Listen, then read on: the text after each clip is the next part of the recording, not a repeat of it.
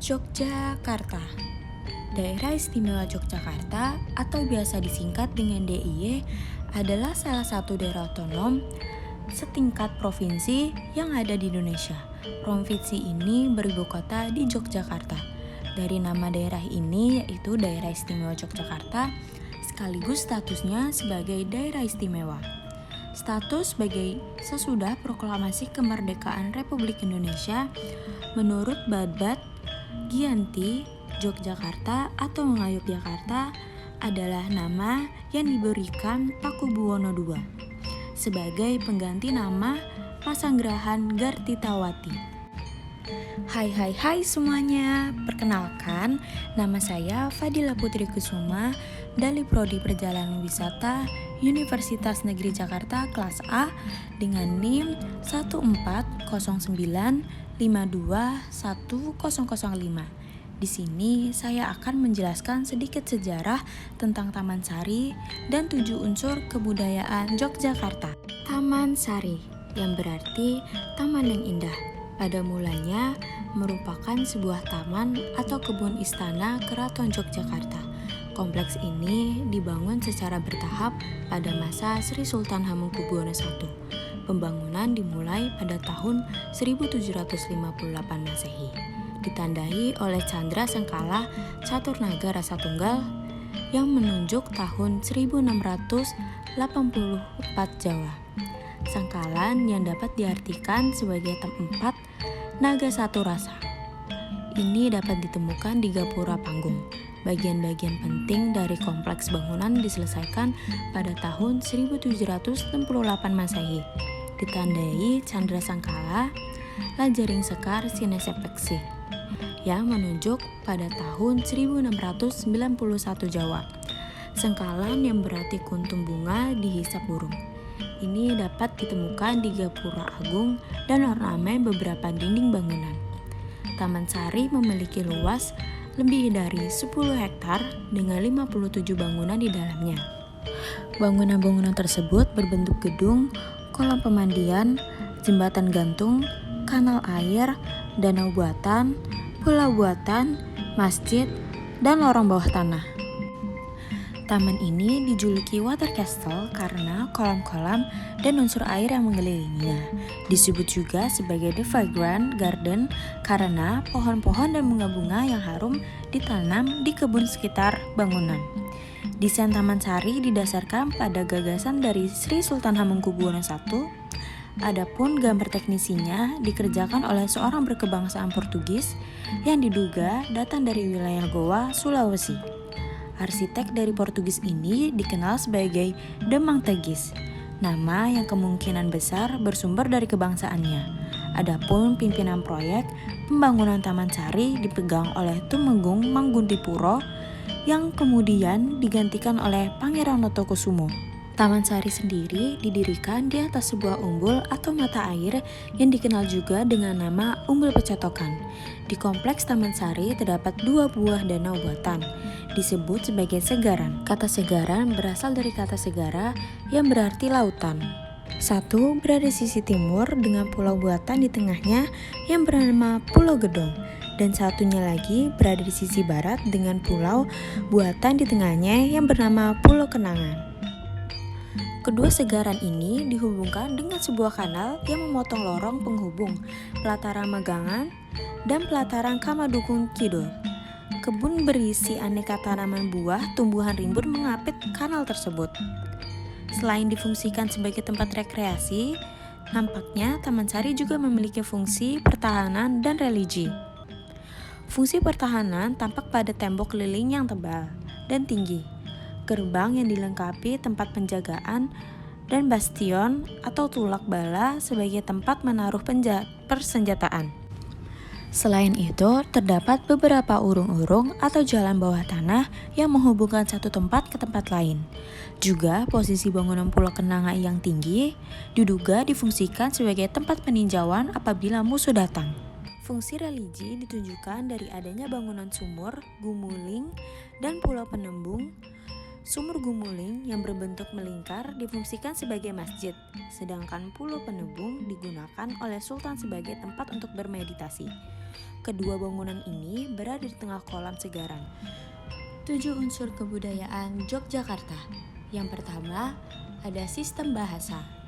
Bahasa Jawa merupakan bahasa daerah yang dituturkan daerah istimewa Yogyakarta. Selanjutnya ada sistem pengetahuan. Sistem pengetahuan yang ada di daerah istimewa Yogyakarta memiliki perkembangan ekonomi yang cukup tinggi. Perubahan ekonominya juga cukup cepat. Hal ini dikarenakan Jogja merupakan salah satu kota pendidikan yang progresif menerima perkembangan ilmu dari teknologi. Yogyakarta juga memiliki banyak universitas yang memiliki orientasi pada riset dan penelitian sehingga perkembangan teknologi dan informasi mutakhir dapat didapat dengan mudah. Masyarakat awam dan masyarakat akademis sangat mudah dalam mengakses internet sehingga batas-batas informasi dari berbagai negara menjadi sangat kecil. Selanjutnya ada sistem kemasyarakatan atau organisasi sosial. Yang pertama, kekerabatan. Sistem kekerabatan orang Jawa berdasarkan prinsip keturunan spiritual atau garis keturunan diperhitungkan dari kedua belah pihak, ayah dan ibu di daerah Yogyakarta.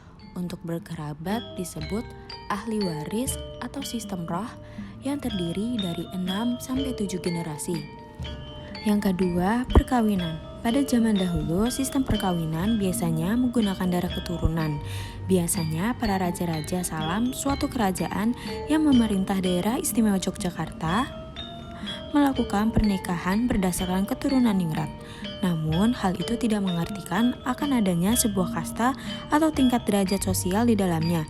Bagi masyarakat biasanya bukan keturunan ningrat, maka mereka menerapkan pada prinsip keturunan spiritual biasa tanpa pedulikan garis keturunan ningrat. Selanjutnya ada Valhi. Organisasi ini merupakan sebuah organisasi yang fokus pada kegiatan advokasi lingkungan hidup. Yogyakarta juga menjadi wadah untuk memperkuat gerakan pelestarian lingkungan berbasis komunitas di Yogyakarta. Selanjutnya ada sistem peralatan hidup dan teknologi. Sistem peralatan hidup dan teknologi berdasarkan atas kondisi dan situasi.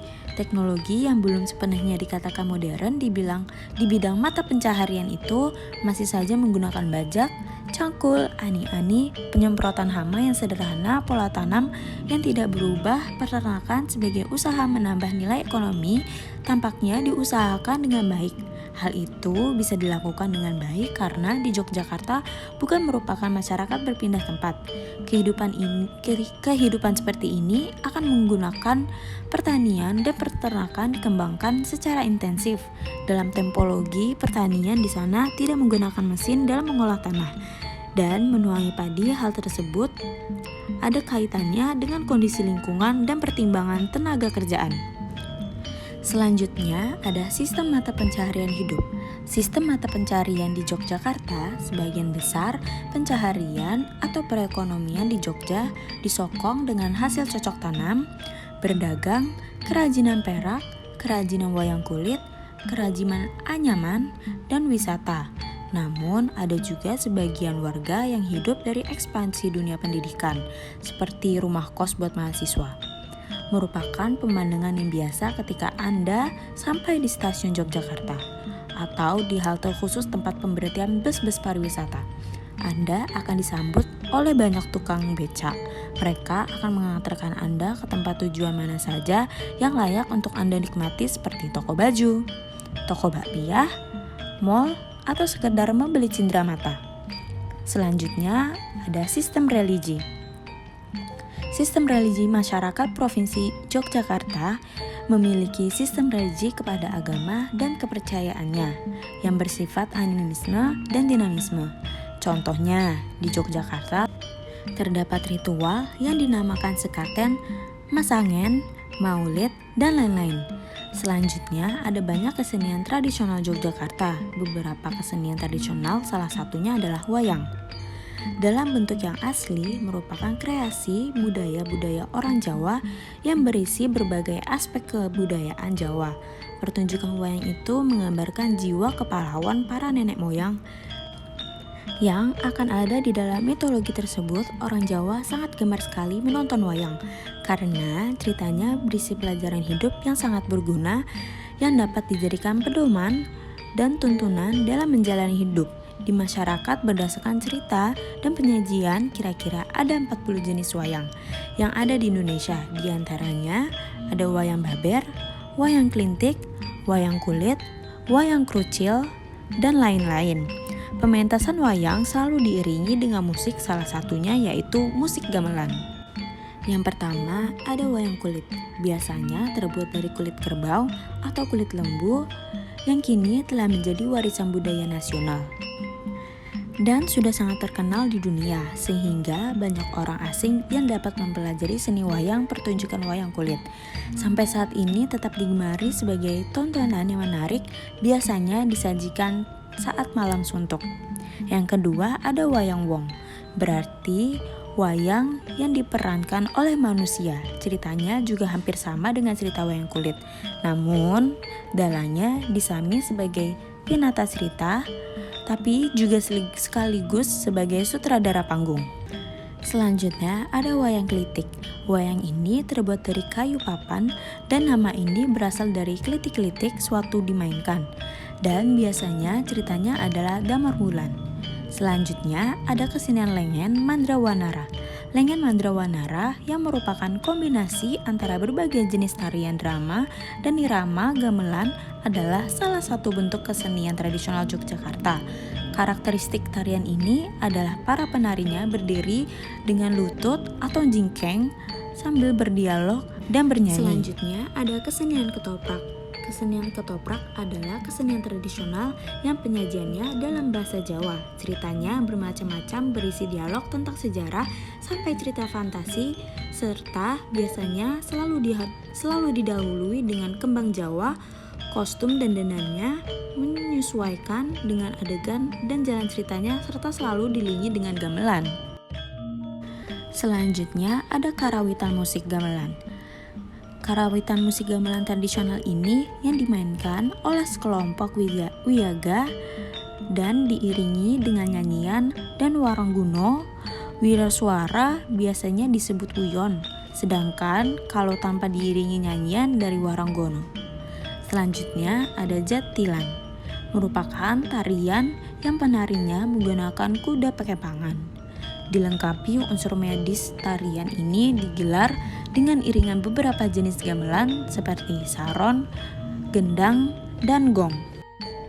Selanjutnya ada sendera tari Ramayang. Salah satu sendera tari yang terkenal adalah sendera tari Ramayang. Sendera tari ini mempunyai keistimewaan sendiri karena ceritanya mengisahkan pekerti yang baik ditokohkan oleh Sri Rama Ari, Negara Ayu. Dia pala melawan sifat jahat yang terjemah dalam Iri Rahwanan. Lalu selanjutnya ada wayang golek. Wayang yang berbentuk boneka ari kayu, ceritanya berasal dari kisah Nenak. Orang suka menonton wayang ini karena gerakan-gerakan boneka kayu yang didandani persis manusia, sangat mirip dengan gerakan orang.